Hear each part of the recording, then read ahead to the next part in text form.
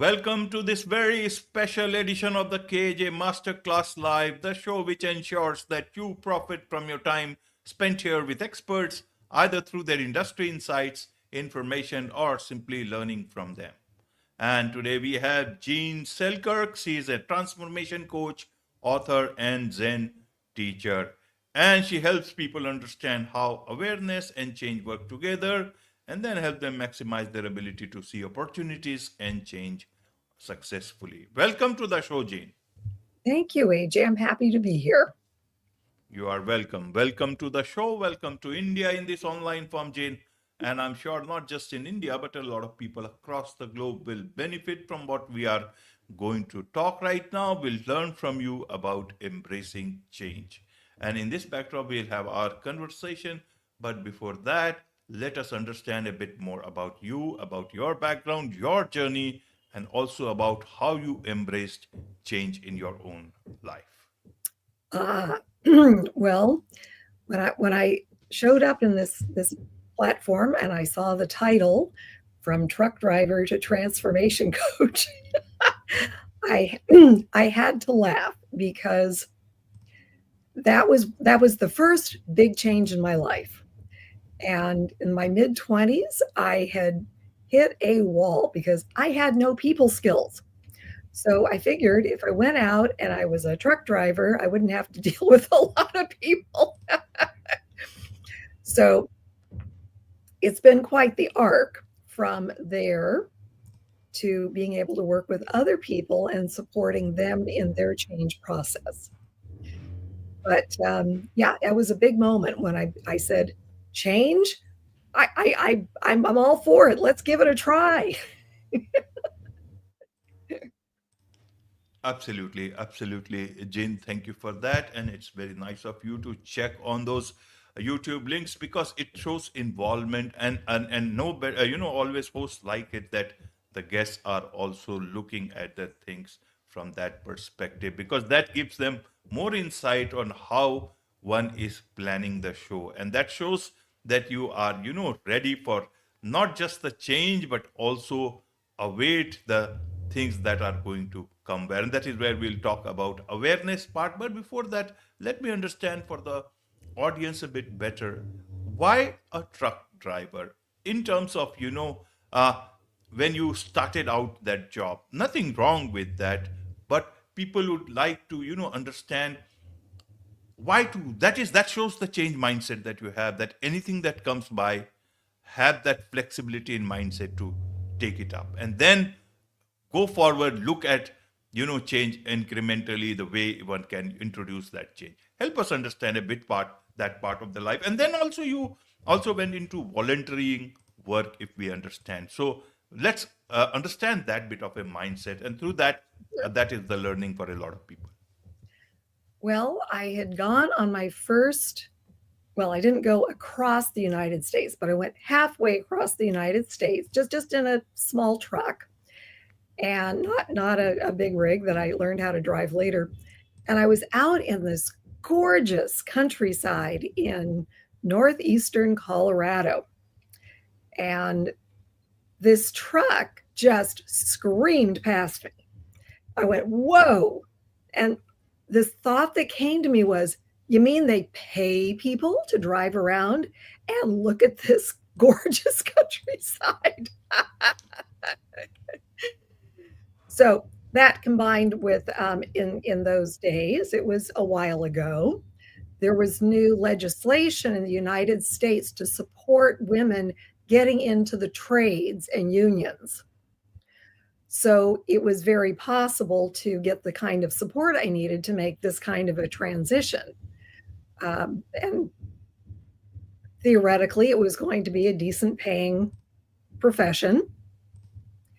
And that would support me in getting out of this sort of situation I'd gotten into in my early 20s where I just couldn't quite seem to get started in life. So I came back from that trip and I figured out how to go to a truck driving school and started working out and was a truck driver for 5 years. Wonderful, wonderful. So, what brought that change into you? You went again and changed the course of your life. If it was people, for some many times, what happens is, Jean, that you don't like something, then you are forced to like that thing, and then you start liking it the way your life is going. Not maybe liking the thing you are doing, but you like the whole feel about knowing what you are doing, and then you don't want to change. I want to understand that aspect of change. Well, sometimes, sure, it feels good. You're comfortable with what you're doing. You've got a high level of confidence. But what can happen is sometimes we can change, but we haven't quite noticed it yet. So it may not come so much as dissatisfaction, but maybe we start looking for something new. So you do have a lot of time when you're out driving a truck. And I had opportunities to just look around the world and what did I want to do next? And for a while, I was involved in alternative health care. And that wasn't quite right either. So I made another pivot into business and accounting, which I did for about 20 odd years. Absolutely, absolutely. And then you went back to school, and to become a CPA.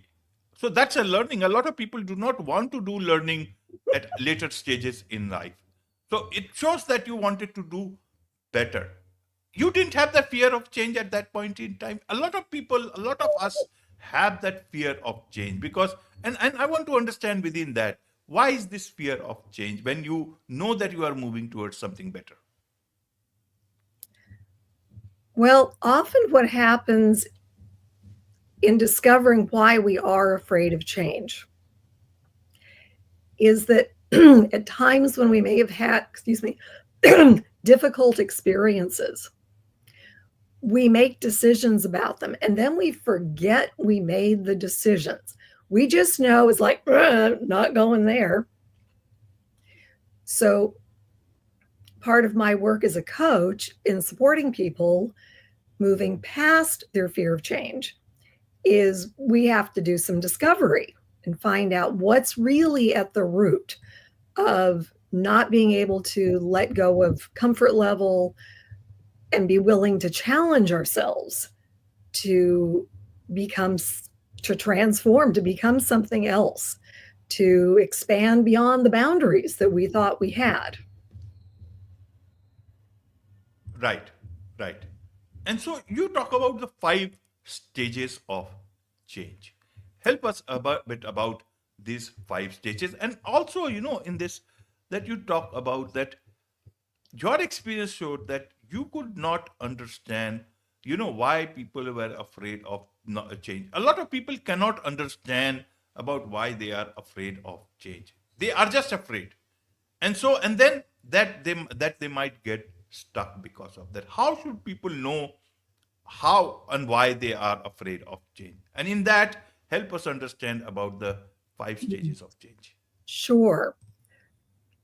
Often the way into uncovering what's stopping us is first forming a really worthwhile thing we want to improve into. So it could be becoming a better communicator with our kids. It could be for a manager, I need to stop delegating. I need to trust my employees more. That's what I really want. So when you can have the positive outcome held, it's kind of like a carrot, and it keeps you interested long enough and incentivized and motivated to dig into what's stopping you. So the path through all of this that I call your house of awareness, because that's kind of what we have to do. We have got to get better at looking inside because that's where the answers are. I don't have the answers. I just have the questions. So the first two stages of change are really preparation.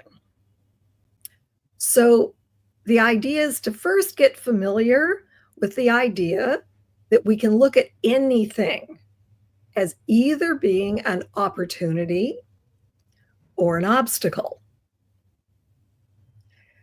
And the part of the fear of change is starting to unravel why we see things as obstacles. So the second stage is a little surprising for some people because we're very much, the entire world has become a culture of hurry up, go, get it, let's get going. So stage 2 is called wait, slow down. Because if we don't get quiet and find a way to let go of distractions, then we're not so able to look inside, and we really need to be able to in order to change. So in that stage, we learn about mindfulness, meditation, how we see ourselves, how we see the world, what our values are. So the idea is we use the tools to lower our stress. And when we do that, our sense of safety improves. So that sense of safety is part of what we need to get through the fear of change. So the next 2 stages are about prevention. So as we're learning what's gotten in the way of change before, I call it the change zone. We got to start looking around the change zone. And in there, we explore what makes us expand, and allow us to move forward. What makes us contract and be fearful? And then we start learning about what gets in the way, what leads to those contractions, and seeing obstacles like expectations and opinions, anger. So the idea is we really need to learn, because all of these are filters. It's like looking through an anger filter or a love filter or a, misery filter. They're ways of looking at the world, and we can change them. So then we start really digging into we got to get through the fear of change in order to move forward. And that's when we learn about some of the things that are also going on in our house of awareness. Things like I call autopilot, those little voices inside that say, oh, you can't possibly do that. The self-defeating messages we give ourselves. And as we explore that, then we can start finding those times when we made decisions. Ooh, I don't like that. I'm never going to do that again. Or that was just too scary. I can't possibly do that. But the thing is, these are our belief systems. And our belief systems come out of our experiences. So we start having new experiences so that we can have new beliefs. And the 5th stage is really about, implementation and moving towards a continuous change mindset, so that as you put together this information from inside with what you want to achieve outside, and you start moving forward the changes to what you want, then you start looking at it. Okay, how did I do? Do I want to change this? Do I want to make something better? And what is the next opportunity? Because it starts to present itself when you develop that mindset of seeing the world as full of opportunity. There you Right, have Jane. the 5 stages. Right, Jane. Right. Now, change is good. Change is the only thing permanent. But amidst all these things, we human beings always look at stability. Yes. And that is a very happy stage for people. That's what we move out from our security needs to the stability part, and then towards self actualization. Then a lot of people look at change. The Western world, they don't want to, especially from that part, they don't want to sit still. Everything has to happen a lot of time. And even in this part of the world, people are thinking that yes, one should be busy, and nowadays everyone is busy all the time. How should we look at stability and change? Will change bring stability? Because change normally brings instability. Are they friends? Are they enemies? Should we fix things when nothing is something is not broken? How should we look at stability? Uh, if Should we just go for the change for change sake, or change should have moved towards stability? Help us understand this part. Well, I look at that under with the lens of everything contains its opposite.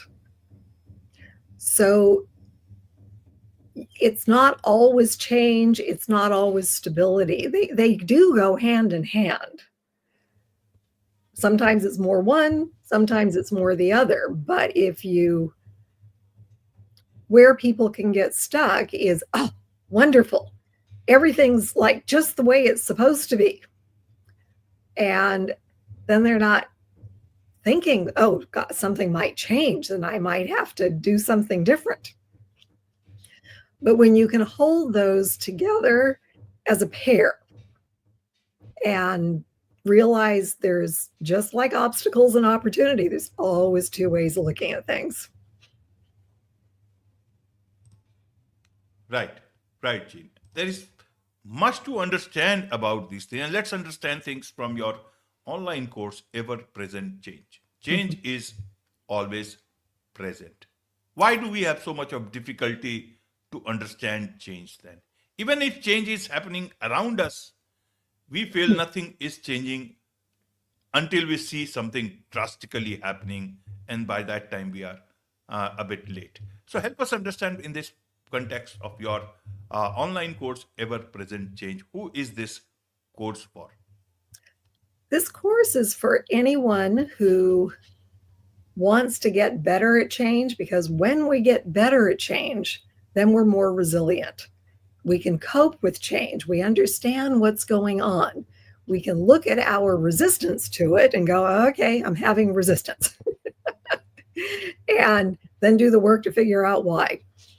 So it can be for anyone who is wanting to get an edge on their career or just develop themselves further, because this very much does involve inner work, and not everybody's had the opportunity to experience that. So this is sort of an introduction to how to look inside of yourself, make discoveries, and use them for your benefit. Right. What have you got in the course? What can people expect from within the course? What I hope the benefit I hope people get from it is that when they either want to change or change shows up at their door uninvited, they have that capacity to be flexible with it, to not get stuck, to realize that there are things they can do if they're scared of change, how to feel safer. If they are apprehensive generally, how can they use the tools to create a safer environment for themselves so they can act proactively for themselves.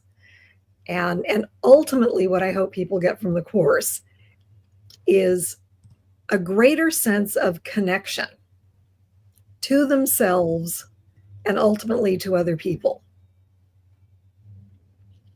Right, right, Gene. You are also a transformation coach. What's the difference between change and transformation?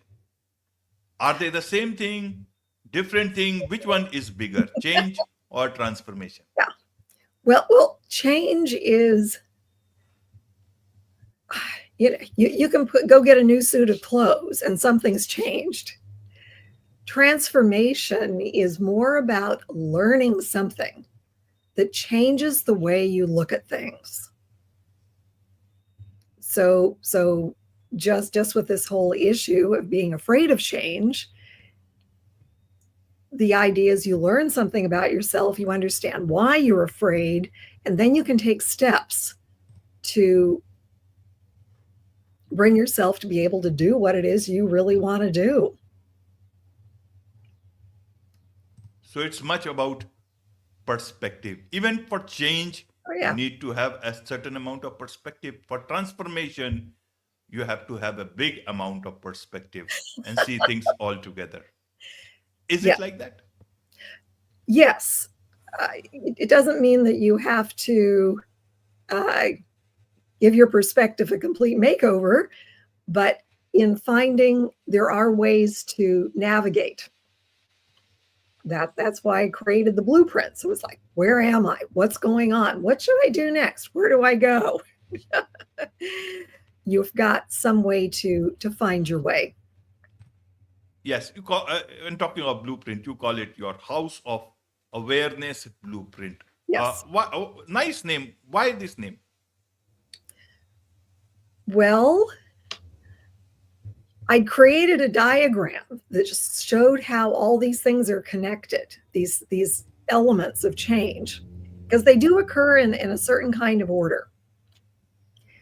And sometimes we get stressed and we go backwards instead of forwards.